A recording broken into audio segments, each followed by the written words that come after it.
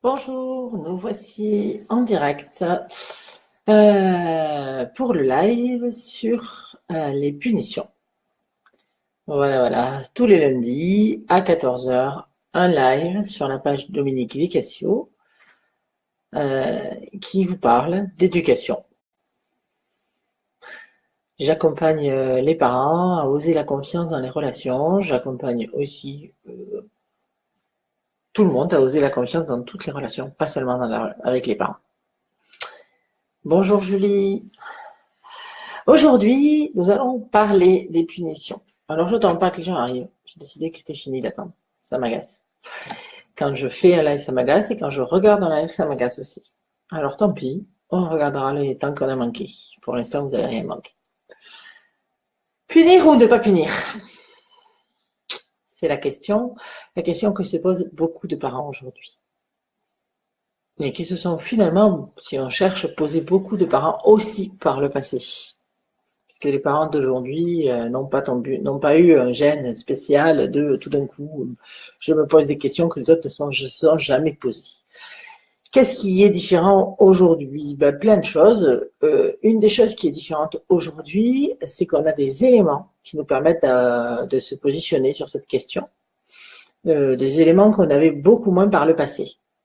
Une deuxième chose qui est différente aujourd'hui, c'est que la société a évolué globalement vers plus d'égalité entre les différents membres de la société, plus d'égalité entre les hommes et les femmes, plus d'égalité entre les différentes entre tout. Là, voilà, ça me vient pas. Mais par exemple, il y a eu des lois pour plus d'égalité envers les malades, par exemple, qui avant étaient maltraités dans les institutions, plus d'égalité entre les noirs et les blancs, par exemple, aussi, etc. Si on regarde dans les 150 ans, plus d'égalité aussi d'un pays à un autre, avec la décolonisation, etc., etc., etc. Je ne suis pas ouvert toute l'histoire, mais tout ça fait que on est plus sensibilisé à donner la même dignité et les mêmes droits à tous les êtres humains, même au-delà avec les animaux. Et donc, forcément, on est sensibilisé aussi à donner la même dignité aux enfants. Ce qui fait que peut-être plus de gens se posent la question aujourd'hui qu'hier. J'en suis pas sûre, mais c'est tout. Peut-être. On ne peut pas vraiment savoir. Aujourd'hui, qu'est-ce qu'on sait? Aujourd'hui, on sait que les punitions sont une façon d'accompagner les enfants dans leur croissance qui a beaucoup d'inconvénients. En gros, je ne vais pas vous faire toute la liste parce que ce serait fastidieux et pas agréable. Et que vous pouvez facilement trouver beaucoup d'articles sur la question, beaucoup de livres aussi sur la question. Vous pouvez lire Catherine Guéguen si vous êtes intéressé par tout ce qui se passe dans le cerveau. Vous pouvez lire Alfie Kohn si vous êtes plus intéressé à répondre à la question, à des questions du type morale. Vous pouvez lire tout un tas de gens. Vous aurez toutes les informations qu'il faut. Globalement, c'est que les punitions, en particulier les punitions corporelles, taper, fesser, etc., ont des impacts négatifs sur la relation entre le parent et l'enfant et sur l'éducation de l'enfant.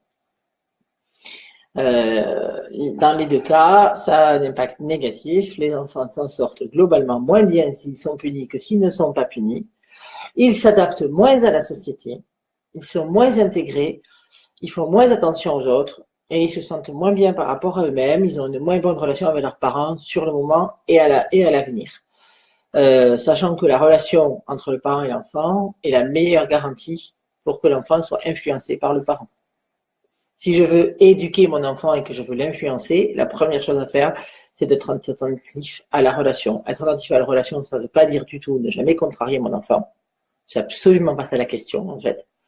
Ça ne veut pas du tout non plus dire le contrarier exprès pour l'éduquer. En fait, on s'en fiche de savoir si on va le contrarier ou pas. C'est pas la question. Je vais le contrarier, peut-être que oui, peut-être que non. En fait, je peux vous le dire, des fois vous allez le contrarier, des fois pas. Des fois vous serez triste de le contrarier et des fois pas. Vous ne serez pas triste du tout parce que voilà quoi. Il y a des moments ça suffit. Et c'est la vie. C'est pas un problème. Mais ce qui est important, c'est pas de savoir si on va contrarier ou pas. Ce qui est important, c'est de savoir si on va respecter l'autre. Ce qui est important, et là où c'est montré, c'est que les punitions ont un impact négatif dans le sens qu'elles ne respectent pas la dignité de l'autre. Elles ne sont pas dans ce que Jesper Juhl appelle l'équidignité, que j'aime beaucoup. Je préfère beaucoup ce terme à égalité, parce qu'il n'y a pas une égalité entre les parents et les enfants. Les enfants ont moins de pouvoir à tout point de vue que les parents, moins de compétences. Ils ne sont pas indépendants. Mais on va leur donner la même dignité, le même respect. Et ce qui n'est pas le cas avec les punitions. Je vous laisse chercher un peu plus loin là-dessus si ça vous intéresse. Moi, ce que je voudrais développer, c'est plutôt la question. Il y a deux questions. Pourquoi on continue à punir quand on s'est dit que ce n'était pas un respect de la dignité de l'enfant? Et la deuxième question, c'est qu'est-ce que ça veut dire punir? Quand est-ce que je punis? Quand est-ce que je punis pas? On vous propose plein de façons de faire, assez compliquées, je dois reconnaître, pour savoir si quand vous faites ça ou ça, c'est une punition. Première chose, c'est pourquoi vous continuez à punir, même si vous avez décidé de ne pas le faire. Il y a plusieurs choses. D'abord, parce que vous ne savez pas faire autrement. Et qu'il y a des moments où, face à l'impuissance, vous n'avez pas quoi faire. Alors vous faites comme vous avez l'habitude et comme vous avez toujours vu faire. C'est absolument humain et naturel. Et pour travailler là-dessus, il faut à chaque fois réfléchir à comment j'aurais pu faire autrement. Et vous n'avez pas besoin d'avoir une méthode à l'avance. Quand vous voyez que vous avez fait quelque chose qui ne vous convient pas, que vous voyez que votre enfant ne s'est pas senti respecté, bien vous réfléchissez et vous dites qu'est-ce que j'aurais pu faire d'autre? Et vous trouverez une solution. Vous savez le faire. Vous fonctionnez avec tout un tas de gens autour de vous, avec aussi des conflits, sans ressentir la nécessité de les punir. Donc vous savez comment faire.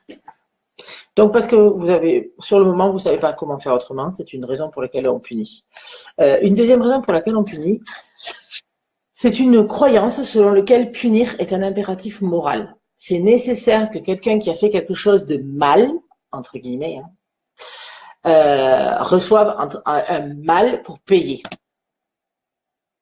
C'est une idée, une croyance, une valeur, que vous l'appelez comme vous voulez, hein, c'est pas très important. Voilà, si vous pensez ça et que pour vous tout est très bien comme ça, bon, j'ai envie de dire, raccrochez le live et puis allez voir quelqu'un d'autre. Si vous pensez ça, mais que vous hésitez, mais que vous vous dites oui, mais bon, en même temps, je me dis ça et en même temps, je vois bien que ça va pas. Bon, ben, continuons ensemble. Cette idée, elle est éducative. Elle vient de comment on a été éduqué, elle vient de comment la société fonctionne. Elle n'est ni bien ni mal dans l'absolu. Il n'y a aucune idée qui est bien ou mal dans l'absolu. Elle a des inconvénients. Et un des inconvénients, c'est qu'elle ne vous laisse pas libre de choisir quand est-ce que vous allez punir ou pas. Parce que vous allez vous sentir mal si vous punissez pas, puisque vous pensez que punir est nécessaire. Même si c'est pas efficace, c'est nécessaire. Et si vous pensez ça, forcément, vous allez punir. C'est logique. Et vous n'allez pas punir que vos enfants, d'ailleurs. Vous allez aussi punir les adultes.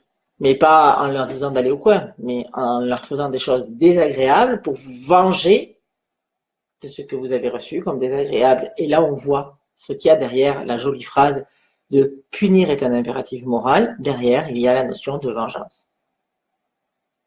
Chaque fois que vous faites quelque chose parce que votre enfant vous a blessé ou que vous êtes exaspéré et que vous faites quelque chose en ressentant l'envie de vous venger, vous êtes dans la punition. Après, la vengeance appelle la vengeance, hein, donc votre enfant va vous punir à son tour. En faisant, alors il ne va pas vous mettre au coin parce qu'il ne peut pas faire ça, mais il va trouver d'autres méthodes et puis vous allez aller je ne sais où, mais pas dans un endroit constructif, la plupart du temps.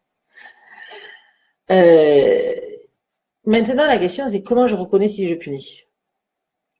Alors, beaucoup de personnes vous proposent des listes de ce qui est une punition et de ce qui n'est pas une punition. C'est une méthode, ça peut être intéressant des fois de le lire pour se poser des questions, dire tiens, ça j'avais jamais réfléchi à ça, je fais ça, tiens, qu'est-ce que j'en pense? C'est intéressant. Vous avez aussi d'autres auteurs qui vont vous proposer de faire la différence entre les punitions, les sanctions, les conséquences naturelles, les conséquences logiques, les conséquences tout court, je ne sais pas quel nom ils ont inventé, on en a inventé plein, et avec des méthodes à base de mémotechniques, les je ne sais pas combien de R, de S, de P, de V, de je ne sais pas quoi. Bon, vous voyez à la façon dont je les présente que je ne vais pas vous parler de ça. C'est beaucoup trop artificiel pour moi et ça va vous déconnecter de ce qui est important. Parce que si ce qui se passe, ce que vous décidez de faire suite à un problème avec votre enfant répond au XR et X je sais pas quoi, vous allez vous dire c'est ok. Et quand vous dites c'est ok, vous êtes concentré sur la méthode. Et quand vous êtes concentré sur la méthode, vous êtes concentré sur vous, parce que vous êtes un bon parent qui répond à la bonne méthode. Et ça, c'est pas intéressant. Ça va pas vous faire avancer. Ce qui est intéressant, c'est de vous concentrer sur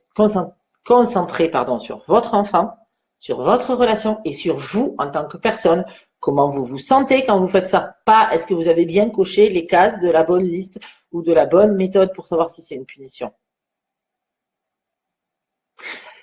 Comment vous vous sentez quand vous faites ce que vous avez fait à une autre personne et à votre enfant? Comment votre enfant se sent quand vous lui faites ça? Comment la relation est nourrie ou pas nourrie quand il se passe ça? Beaucoup plus intéressant comme question que de savoir si vous avez coché les bonnes cases de la bonne liste de ce qui est ou ce que n'est pas une punition ou de la bonne méthode pour reconnaître une punition, d'une sanction, d'une conséquence, de je sais pas quoi. En conséquence, pour savoir si ce que vous faites est une punition ou pas, moi je vous propose 2 questions très simples. 1. Quelle est mon intention? 2. Comment mon enfant le reçoit? Moi, mon intention à moi, quand je me les pose, moi je me demande quelle est ton intention, Dominique. Pas quelle est l'intention d'un parent. Je m'en fiche d'un parent. C'est moi là aujourd'hui qui suis ici face à ma fille ou à mon fils. Quelle est mon intention? Et comment mon enfant le reçoit? Si mon intention c'est de la vengeance, si mon intention c'est de lui faire quelque chose dans le but qu'il ce soit désagréable pour lui, pour qu'il évite de recommencer.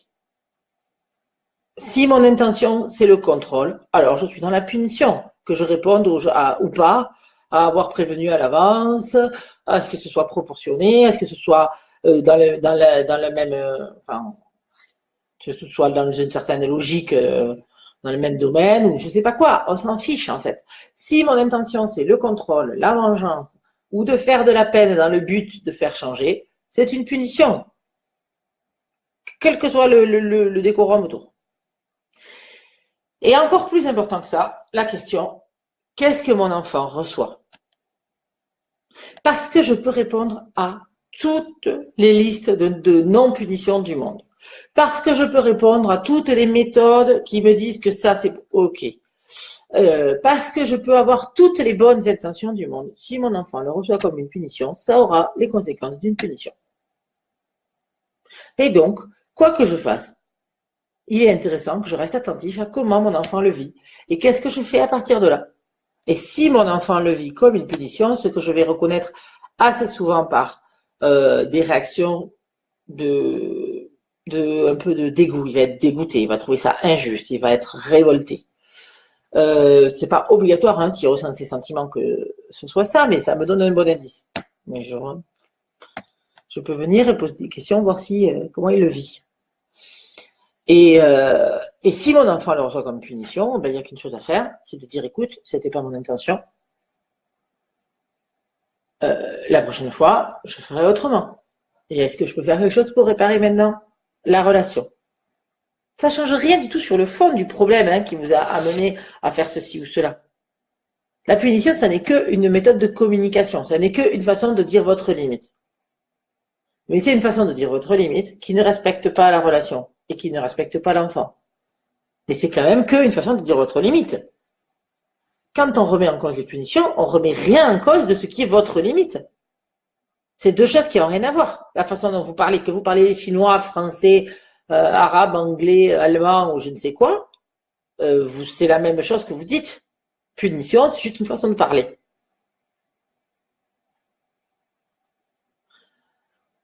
Donc, vous allez parler exactement de la même façon.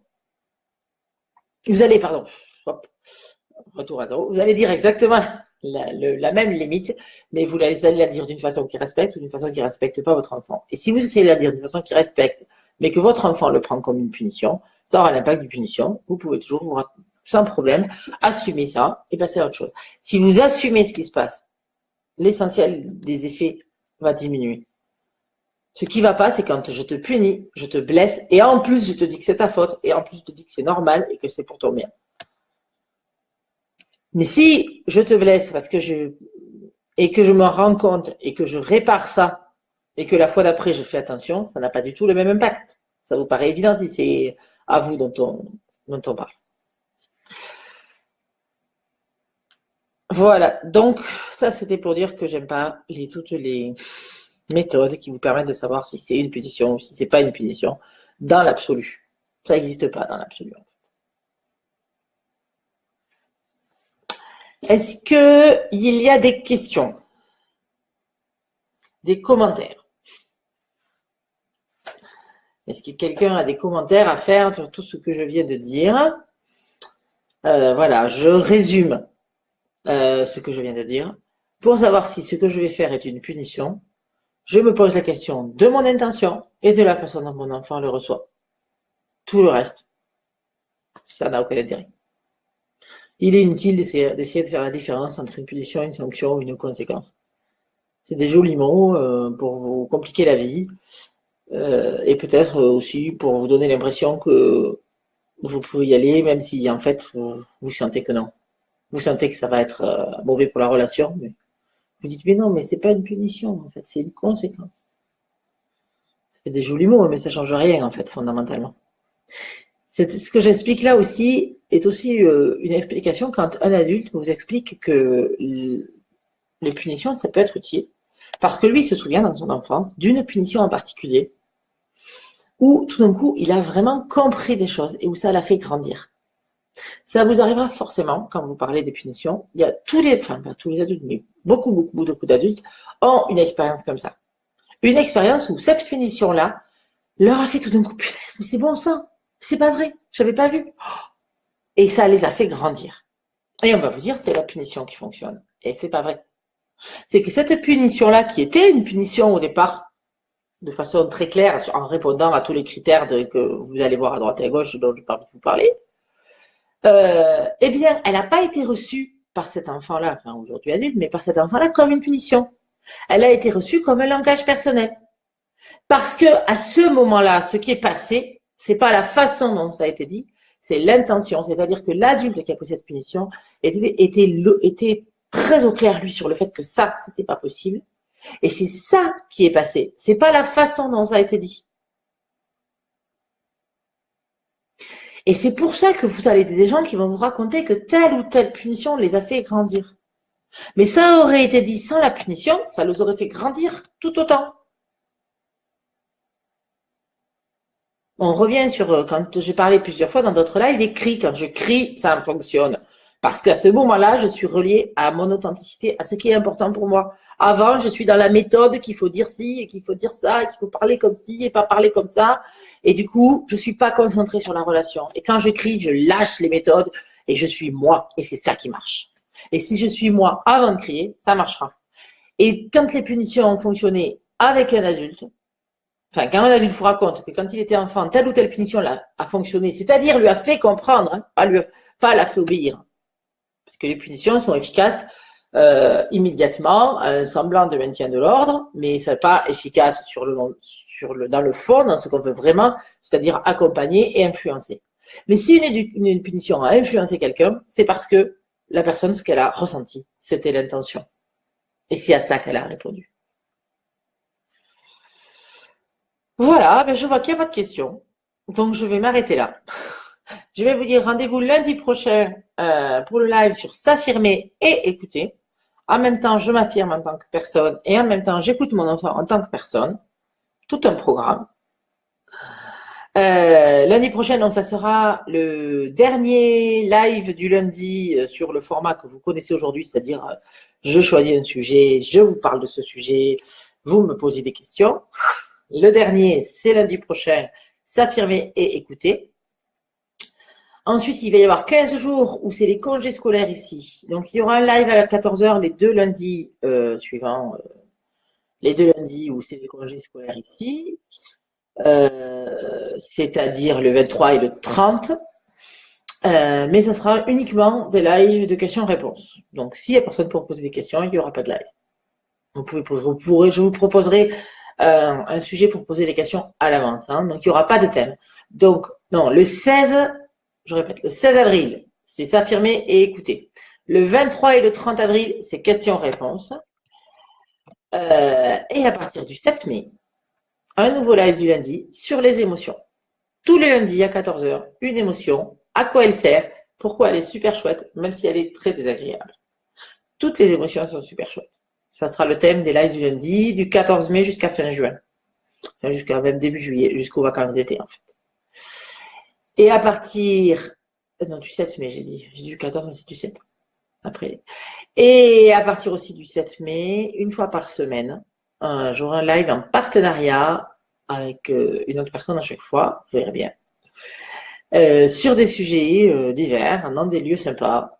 Voilà, la première semaine, on parlera de la fratrie, mais je ne vous dis pas avec qui ni rien. On verra ça plus tard, petit à petit, hein, les surprises. Voilà, je vous remercie et puis à lundi prochain. Bye.